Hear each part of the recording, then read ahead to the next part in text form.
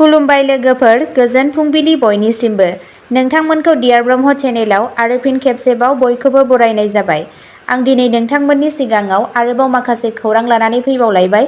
आसा खालामो नोंथांमोनहा खौरांखौ खोनासंनानै मोजां मोनगोन आरो नोंथांमोनहा बेबादिनो सानफ्रोमबोनि गोदान खौरांनि आपडेट मोनबाय थानो थाखाय चेनेलखौ साबस्क्राइब खालामनानै लादो आरो खौरांखौ मोजां मोनोब्ला अन्नानै लाइक, शेयार आरो कमेन्टबो खालामनानै होलांब्लानो जाबाय। दिनैनि गिबि खौराङावनो दङ असमिया रावखौ क्लासिकेल रावनि थामान होदों। मिरु सरकारा 3 अक्ट'बराव हादोरनि रावारि बायदि रोखोमखौ दिन्थिनानै मोनसे जारिमिनारि थिरांथायाव असमियाखौ गुबुन मोनब्रैजों लोगोसे मोनसे क्लासिकेल राव महरै मावख'आरि महरै गनायथि होदों।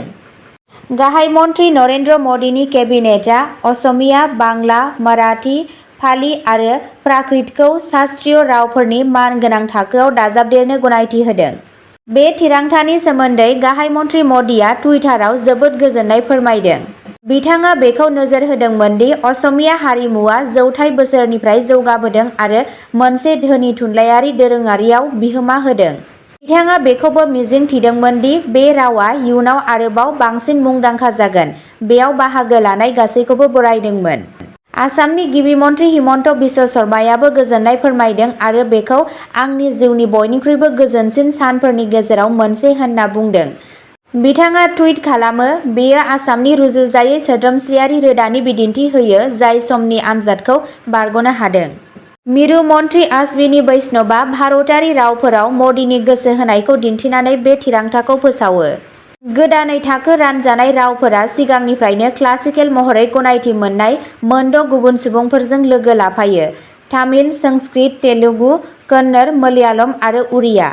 बे थाखो राननाया नेरसोनथिनिख्रुइ बांसिन। बेयो सोलोंथायारि बिजिरसंनाय, हारिमुआरि संरैखाथि आरो रावारि फरायसंनायनि थाखाय गोदान लामाफोर बेखेवो। बे आगानआ बैफोर रावफोरखौ फोथांना लाखिनो आरो जौगाहोनो नाजानायखौ बांहोगोन होनना मिजिंथिनाय जादों।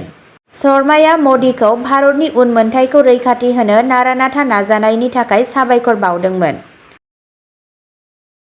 नैथि खौराङाव दङ बिटिआरआव गामि सोफादेरनायखौ लानानै एबसुनि दाबिखौ फेर फाथिदों आदिबासि फरायसा आफादआ। दुलाराय बर' फरायसा आफाद एबसुआ सनितपुर जिल्ला कमिटिया बावैसो गथायनाय आर'जलाइनि सायाव जिंगासिनानै दुलाराय आदिबासि फरायसा आफाद अफ आसामआ आसामनि गिबि मन्थ्रिनो गांसे गोसोखां बिलाइ गथायदों।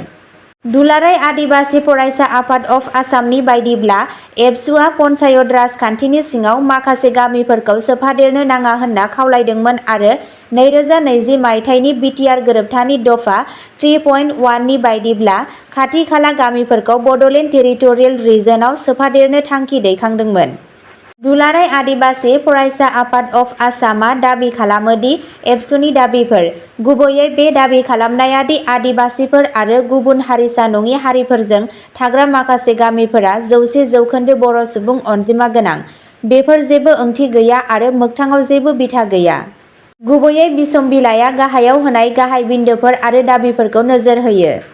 दुलाराय आदिबासि फरायसा आफाद अफ आसामआ बिटिआर गोरोबथा 2020 नि बायदियै बड'लेण्ड टेरिटरियेल काउन्सिल (बिटिसि) नि फेहेरनाय आरो 12 सेप्तेम्बर 2023 निफ्राय केबिनेटनि थिरांथाखौ मुंख'दों, जाय बिश्वनाथ जिल्लानिफ्राय गं 41 गामिफोरखौ बिटिआरआव सोफादेरनो गनायथि होदोंमोन।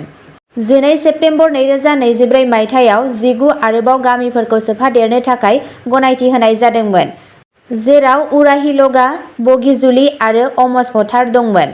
बे गामिफोरा आदिबासिफोरजों रोजा सुबुं अनजिमा गोनां आरो आसाया एबिएसइउनिफ्राय मोनसे लिरनाय खेंफोरथि दाबि खालामो दि बेफोर ओनसोलफोरा मानो गाहायै बर' सुबुं अनजिमा गोनां होनना दाबि खालामो।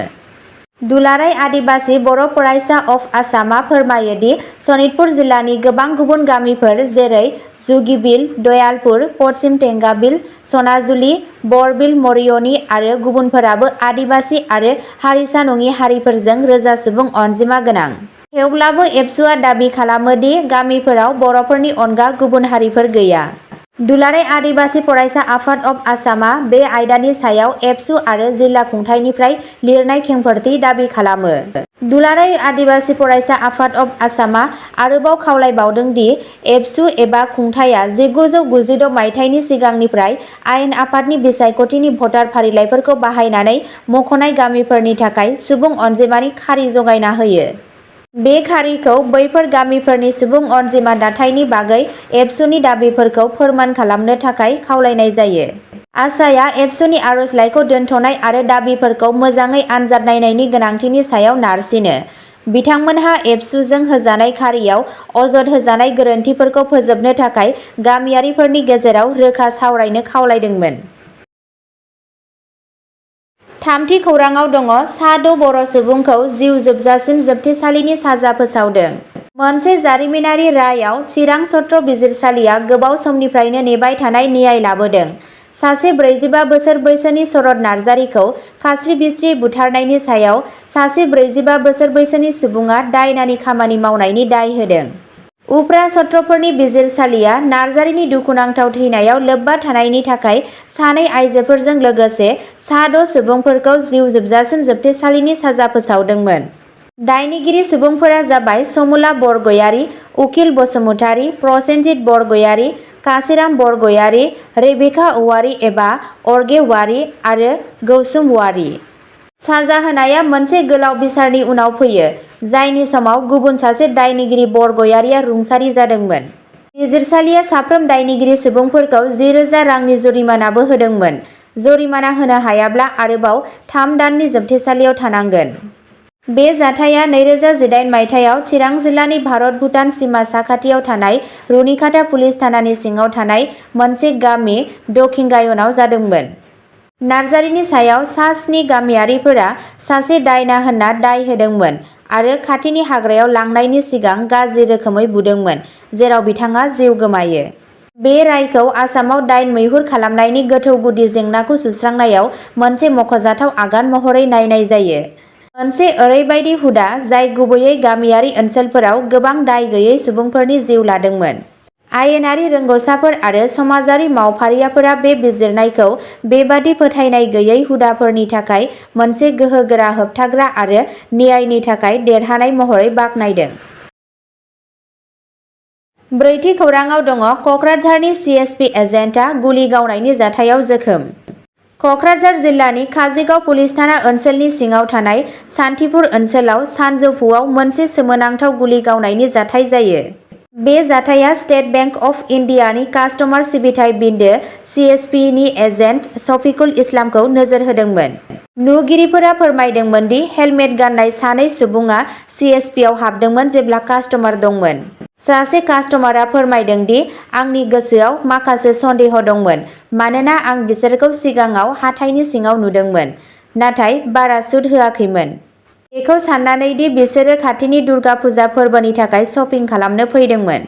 हरखाबै थासारिया बांदोंमोन जेब्ला सासे गाग्लोबग्राया शफिकुलनि सायाव गुलि गावदोंमोन। जाथाय जानाय जायगायाव थानाय कास्टमारफोरा शफिकुलखौ मदद खालामनो खारलांदोंमोन आरो गाग्लोबग्राफोरजों बाहायजानाय रेबथुमनाय नम्बर AS16L5848 गोनां मटर साइकेलखौ जब्द खालामनायाव जाफुंसार जादोंमोन। बिथांमोननि नाजासेयावबो दुथांफोरा नोगोद 2.5 लाख रां सोलानानै ओनसोलनिफ्राय खारखोमालांनो हादोंमोन।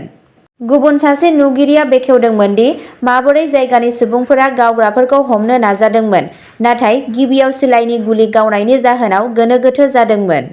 जेब्ला आं बिसोरखौ होबथानो नाजादोंमोन, आं माखासे गुबुन सुबुंफोरजों लोगोसे गोजाननिफ्राय अन्थाइ खुबैनो हमो। मोनसे अन्थाइआ सासे दुथांनि मोखांआव नांदोंमोन, जायनि जाहोनाव बियो खारखोमानायनि सिगां गोग्लैदोंमोन, बिथाङा बुंदोंमोन। नैथि गाग्लोबग्राया हाग्रा फारसे खारलांदोंमोन। खौरां मोन्नाय बायदिब्ला शफिकुल इस्लामआ धुबरी जिल्लानि तामारहाट पुलिस थानानि सिङाव थानाय बरजान गामिनि थागिरि। पुलिसआ जाथायनि सायाव नायबिजिरनाय जागायदों आरो लोब्बा थानाय सन्देह गोनां सुबुंफोरखौ हमनो नाजानाया सोलिगासिनो दं होनना खौरांआव मिथिनो मोननाय जादों। बाथि खौराङाव दङ चिराङाव बिटिसि खुंथायनि हाबाफारियाव हा सोसननायनि फोरमान बिलाइ रानना होदों। उफ्रा बिसायख'थिनि सिगां मोनाबिलि समाव बिटिआर ओनसोलाव हानि जेंनाखौ फोजोबनो थाखाय बिटिसि खुंथायनि जर'खा हाबाफारि लानाय जायो। चिरांनि काजलगावआव BTC खुंथायनि नाजानायाव मिशन बैसोमुथि 1.0 नि सिङाव हा सोसननायनि फोरमानलाइ राननाय जादोंमोन। BTCनि हा आरो खाजोना बिफाननि नाजानायाव चिरां जिल्लानि सिडली बेंटल आरो बिजनी रिभेन्यू सार्कलनि सिङाव थानाय गुबुन गुबुन हारि माहारिनि सा 1886 हा गैजायै मुलाम्फायारिफोरनो BTC खुंथायनि फोरमानलाइखौ BTCनि गाहाय मावफुं सोद्रोमा प्रमद बर'आ मैया हाबाफारि बायदियै गथायो। मैयानि बे हाबाफारियाव बाहागो लानानै प्रमद बर'आ बुङो दि BPFनि खुंथायनि समाव 17,000 सुबुंफोरनोल' हानि पाट्टा होनाय जादोंमोन आरो जों दाबि खालामो दि बे 3 बोसोर खावसेयाव मिशन बैसोमुथिनि सिङाव 2 लाखनिबो बांसिन गुबुन गुबुन हारि माहारिनि बेनिफिसियारिफोरनि हा जेंनाया अनलाइननि गेजेरजों सुस्रांजादों। मैया बे हाबाफारियाव काजलगावनि सप्तायारि हाथाइ अडिट'रियामाव रोजा रोजा मुलाम्फायारिफोरनि नुजाथिनायाव खुंनाय राननाय हाबाफारियाव रायजो सभानि MP रोनगोरा नार्जारि, बिजनीनि MLA अजय कुमार राय, BTCनि हा आरो खाजोना बिफाननि मावफुं सोद्रोमा रनजित बसुमतारी, मावफुं सोद्रोमा उइलसन हाजदा, काउन्सिल माधव छेत्री आरो BJPनि दैदेनगिरिफोरा बाहागो लादोंमोन। 6थि खौराङाव दङ दुलाराय बर' फरायसा आफादनि आफादगिरि दिपेन बर'आ बर' हारिनि मोन 8 आयदाफोरा GI/टेग मोननायनि सायाव फिनजाथाइ होदों। आसामनिफ्राय मोन 8 दिहुनजानाय बेसादफोरा GI/टेग मोननो हादों। दुलाराय बर' फरायसा आफादनि आफादगिरि दिपेन बर'आ बर' हारिनि मोन 8 आयदाफोरा GI/टेग मोननायनि सायाव फिनजाथाइ होदोंमोन। बेबादि थिरांथानि थाखाय बर'आ GIनि दैदेनगिरिफोरखौ साबायखर बावदों। बे GIनि थाखाय दुलाराय बर' फरायसा आफाद, बर' साहित्य सभा, BTR सरकारजों लोगोसे गोबां आफादफोरा खौसेयै नाजादों। बेखौ नोजोर होनो गोनांदि बर' सुबुंफोरनि बे मोन 8 दिहुनथायफोरनि गेजेराव दोरोङारि जामुं, दिहुनजानाय बेसादफोर आरो गुबुन गुबुन रोखोमनि हादोरारि लोंग्राफोर दं। बेखौ मुंख'नो गोनांदि बड' ट्रेडिशनेल ब्रेवार्स एस'सिएशनआ मोनथाम रोखोमनि जायगायारि लोंग्रा मुवाफोरनो GI/टेग होनो थाखाय आर'जलाइ होदोंमोन। बे मोनथाम रोखोमनि हादोरारि लोंग्राफोरा जाबाय दोरोङारि बर' जौ गोरान, माइब्रा जौ बिदै आरो बड' जौ गिसि। बेनि अनगायैबो एस'सिएशन अफ ट्रेडिशनेल फुड प्रडाक्ट्सआ मोनब्रै दिहुनथायफोराव GI/टेग बिदोंमोन। बेफोर गासैबो दिहुनथायफोराव GI/टेग मोनबाय। बेफोरनि गेजेराव दं बड' नाफाम, बड' गोखा गोखै, बर' नारजि आरो बड' अनला।